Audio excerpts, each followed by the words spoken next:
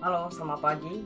Perkenalkan, nama saya Lester Lase, Fakultas FK, Prodi PPKN, NPM 23051 11003. Mata kuliah Pendidikan Karakter, Dosen Pengampu, Jelita Panjaitan SPD MPD. Baik, saat ini saya menceritakan tentang pendidikan karakter yang pernah saya alami atau yang pernah saya jalani. Baik, dari SD saya menceritakan tentang dari SD. Saya umur sekitar 5 tahun kemarin saya akan dikasihkan SD dan saya tidak tahu apa-apa, hanya saja ada modal untuk menghafal ABC atau perhitungan 1 sampai 10, dan sehingga di situ pernah putus karena perjalanannya jauh dari rumah saya dan ke sekolah itu, jadi akan berhenti beberapa bulan kemudian. Nah, setelah saya 6 tahun saya akan melanjutin lagi untuk jadi SD kelas 1. Sangat ragu gitu, padahal aku ditemani oleh orang kakakku atau saudara atau teman sekeliling, dan tetap aja masih ragu karena itu masih SD.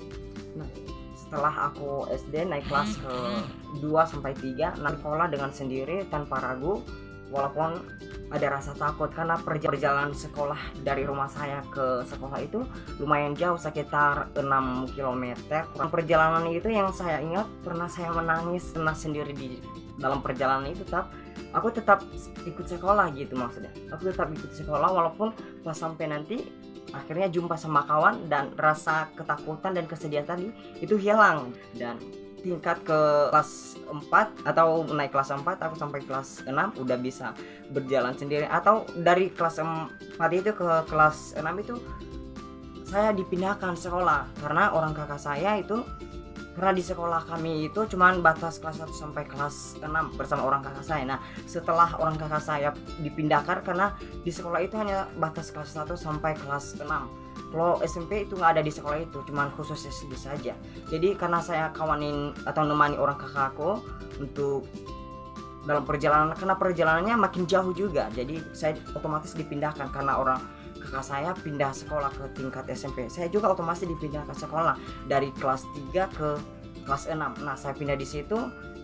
Nah, perjalanannya lebih jauh, sekitar 7 atau lebih lah, kurang lebih 7 kilometer, karena alasannya orang kakak saya yang udah tamat atau udah lulusan kelas 6 dipindahkan ke sekolah lain karena ada batasnya. Sekolah di sini nggak ada sekolah SMP, hanya khusus SD aja atau sekolah dasar. Pas kenaikan kelas 6 orang kakak saya udah lulus kan, jadi tinggal sendiri saya dalam perjalanan itu. Nah, saya nanggung kalau aku dipindahkan lagi di tempat sekolah yang udah di sekolah yang terdekat di sekolahku yang sebelum saya dipindahkan itu. Jadi udah nanggung dia, jadi udah nggak usah dipindahkan lagi, aku menetap di situ. Sehingga saya udah mulai nggak tahu, tapi agak lumayan jauh perjalanan kami, udah beda arah gitu, jadi saya tetap jalannya. Sehingga pas kelas 6 SD di samping itu ada cerita duka atau yang paling kesan yang tidak bisa saya lupakan sampai kapanpun, yaitu sosok seorang ibu saya meninggalkan kami pergi ke surga. Itu pada saat itu sebenarnya kami masih kecil, umurnya sekitar 12 tahun kurang lebih. Jadi sebenarnya kami di situ masih banyak yang kecil. Kami masih kecil di situ, masih butuh kasih sayang sosok seorang ibu. Nah, mau gimana lagi, menerima takdir dan menerima semua keadaannya karena itu kehendak Tuhan. Jadi saat itu saya melanjutkan sekolah SMP. Saya berusaha bagaimana caranya supaya saya bisa melanjut SMP dengan saya mengusahakan ada seorang nenek saya yang menjaga kami di situ, karena seorang ayah saya atau seorang bapak saya merantau juga setelah ibu saya pergi ke surga itu. Seorang bapak saya bukan meninggalkan kami, tapi dia merantau untuk mencari nafkah bagi kami. Jadi yang menjaga kami situ seorang nenek kami. Jadi kami sangat berterima kasih kepada nenek kami udah menjaga kami sejauh itu, dia sangat baik kepada kami.